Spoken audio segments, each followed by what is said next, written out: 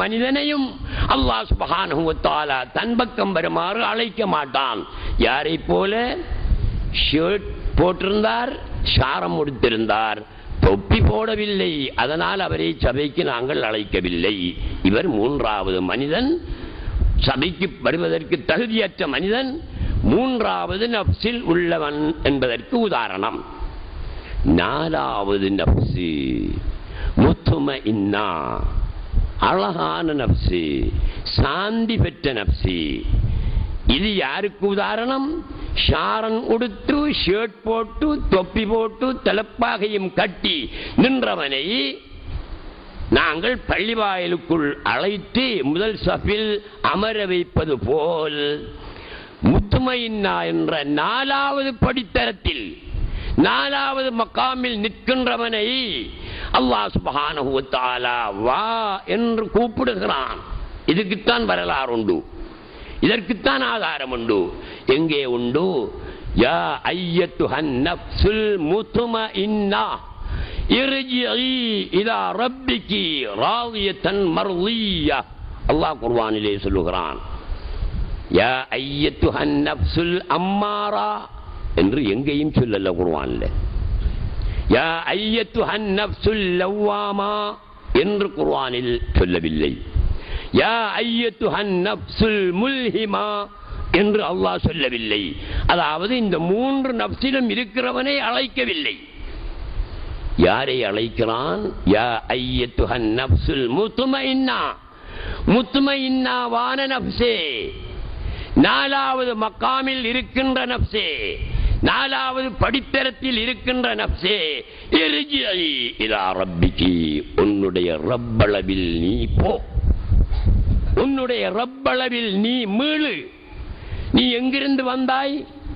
உன்னுடைய ரப்பிடம் இருந்துதான் நீ வந்தாய். ஆகையினால் அந்த ரப்பிடம் நீ மீளு என்று அல்லாஹ் சுப்ஹானஹு வ தஆலா யாரை சொல்கிறான்?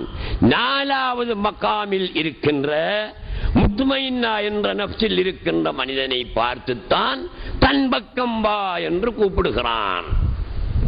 இப்ப எங்களை பொறுத்தவரையில அல்லாஹு தஆலா என்னளவில் வா என்று நம்மை அழைப்பானா?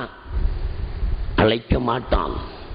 காரணம், மூன்று நஃப்ஸையும் நாங்கள் கடக்கவில்லை, நிர்வாணமாக நிற்கின்றோம், அல்லது சாரனை மட்டும் முடித்திருக்கின்றோம், அல்லது சாரனும் ஷர்ட்டும் தான் போட்டிருக்கின்றோம். இன்னும் தொப்பி அணிந்து தலைப்பாகை கட்டி சபைக்கு வருவதற்கு தகுதி பெறவில்லை. ஆகையினால் நப்சுகளை கொல்லுங்கள், நப்சுகளை அழித்தொழியுங்கள். நாலாவது படித்தரத்திற்காவது போவதற்கு தண்டித்துக் கொள்ளுங்கள். அதற்காகத்தான் அல்லாஹ் சுப்ஹானஹு வ தஆலா நோன்பை ஃபர்லாக்கி ரமலான் மாதம் என்று ஒரு மாதத்தை எங்களுக்கு தந்து, அந்த ரமலானில் ஐங்காலம் தொழுவதுடன் ஏனைய வணக்கங்கள் செய்வதுடன் தராவீஹ் தொழுது, பித்ர் தொழுது, திக்ரு, ஃபிக்ரு, ஸலவாத், முராகபா, முஷாஹதா போன்ற நல்ல அமல்கள் செய்து நஃப்ஸை கொன்றோம், எங்களுடைய நஃப்ஸை அழித்தோம். 30 நாளும் அழித்து நஃப்ஸ் படுத்துச்சு, நஃப்ஸ் செத்து போயிட்டு, ரூஹுடைய அந்தஸ்து எங்களிடத்திலே ஏற்பட்டு புதியவர்களாக நாங்கள் இருக்கிறோம், எங்களுடைய கல்பு புதிசாக இருக்கிறது என்பதை காட்டுவதற்காகத்தான் இந்த புத்தாடை. இல்லாவிட்டால் எதற்கு இந்த புதிய ஆடை? நோன்பும் பிடிக்கல, தராவீஹும் தொழல்ல, 5 நேரமும் தொழல்ல, சுன்னத்தும் தொழல்ல, திக்ரு, ஃபிக்ரு, ஸலவாத், முராகபா, முஷாஹதா எதிலும் ஈடுபடாமல் வீணாக ரமலானை கழித்தவன் இருக்கின்றானே, அவன் எதற்கு புதிய ஆடை உடுக்க வேணும்? அர்த்தம் இருக்கிறதா? இல்லை. அவனுக்கு பெருநாளும் இல்லை, புத்தாடை சுன்னத்தும் இல்லை. ஆகையினால் நாங்கள் என்ன செய்ய வேண்டும்? எங்களுடைய நஃப்ஸுகளை கொல்லணும். அதனால் தான் பெருநாள் தொழுகை 2 ரக்காத், 2 ரக்காத்து தொழுகை வரலான தொழுகையிலேயும் இதுக்கு சுபஹு 2 ரக்காத்து, அதே போல பெருநாள் தொழுகையும் 2 ரக்காத். வேறு எந்த தொழுகையிலாவது முதலாவது ரக்காத்தில் 7 விடுத்தமும் இரண்டாவது ரக்காத்தில் 5 விடுத்தமும் தக்பீர் கட்ட வேண்டும் என்று வேறு எந்த தொழுகையில் இருக்கிறது? ஒரு தொழுகையிலும் கிடையாது. இந்த பெருநாள் தொழுகையில் மாத்திரம்தான் முதலாவது ரக்காத்தில் 7 முறை, இரண்டாவது ரக்காத்தில் 5 முறை தக்பீர் சொல்லணும். என்ன சொல்லணும்? செக்கு மாடி சுத்துற மாதிரி நாங்க இருக்கக்கூடாது. செக்கு மாடி சுத்தும், அது ஏன் சுத்துங்கிறது என்பது அதற்கே தெரியாது. அது சுத்திட்டு தான் இருக்கும். அவன் சுத்தி வாங்க இழுத்துக்கிட்டு போவான், அது சுத்திட்டு இருக்கும். அதற்கே தெரியாது தான் ஏன் சுற்றுகிறேன் என்பது அதற்கு தெரியாது. அதே போல இருவரும் பேசிமாம் சொல்லிக் கொடுப்பாரு. 7 முறை கைவிட்டு கட்டவும், இரண்டாவது ரக்காத்தில் 5 முறை கைவிட்டு கட்டவும் என்றவுடன் அல்லாஹு அக்பர், அல்லாஹு அக்பர், அல்லாஹு அக்பர். செக்கு மாடி சுத்துற வேலை தான் இது. என்னத்துக்குடா 7? 70 ஆக்கி இருக்கலாம், அல்லது 14 ஆக்கி இருக்கலாம், அல்லது 25 ஆக்கி இருக்கலாம், அல்லது 3 என்று சொல்லி இருக்கலாம். 7 ஏன்? 7 ஏன் தெரியுமா? 7 நப்சையும் கொல்லு. அல்லாஹு அக்பர் என்பது ஒரு ஆயுதம். அது கோடரி என்று நினைச்சிக்க, அல்லது வாள் என்று நினைச்சிக்க, அல்லது கன் என்று நினைச்சிக்க, அல்லது கிரனைட் என்று நினைச்சிக்க, ஒரு ஆயுதம். அல்லாஹு அக்பர் என்பது ஒரு ஆயுதம். அந்த ஆயுதத்தால் நப்சு அம்மாராவை சுடு. வேலை முடிஞ்சாள்ற நப்சு அம்மாரா போயிட்டாரு.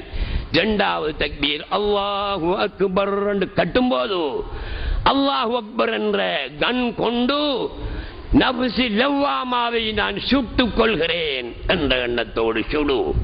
அவரும் போயிட்டாரு. மூணாவது ஆள் முல்ஹிமா, நாலாவது ஆள் முத்துமைன்னா, ஐந்தாவது ஆள் ராலியா, ஆறாவது ஆள் மர்லியா, ஏழாவது ஆள் காமிலா. 7 மோசம்தான். ஒன்றோடு ஒன்றை ஒப்பிட்டு இரண்டாவது முந்தினதை விட நல்லதாகவும், மூன்றாவது இரண்டாவதை விட நல்லதாகவும் இருந்தாலும் கூட 3 மோசம்தான். 7 கடக்க வேண்டும். இந்த 7 நப்சுகளையும் கடக்க வேண்டும்.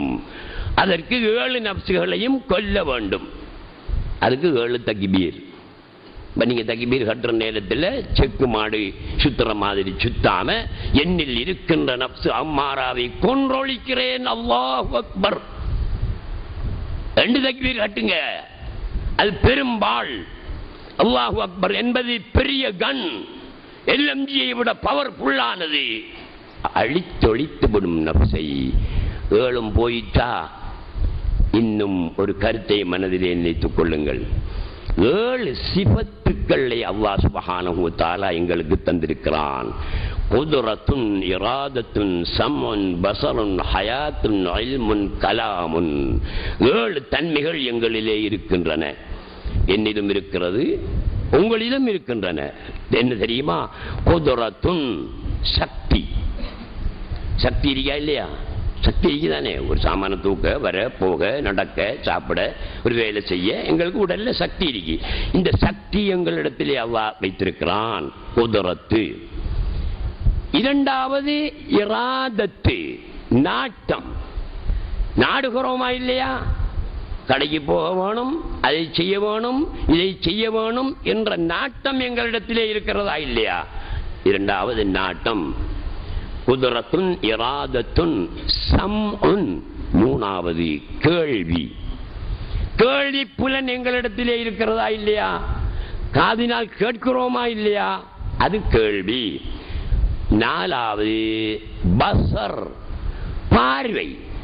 எங்களிடத்திலே பார்வை இருக்கிறதா இல்லையா? இது ஒரு சிபத்து. நாலாவது குதுரத்துன், இராதத்துன், சம்உன், பஸர், ஹயாத். ஐந்தாவது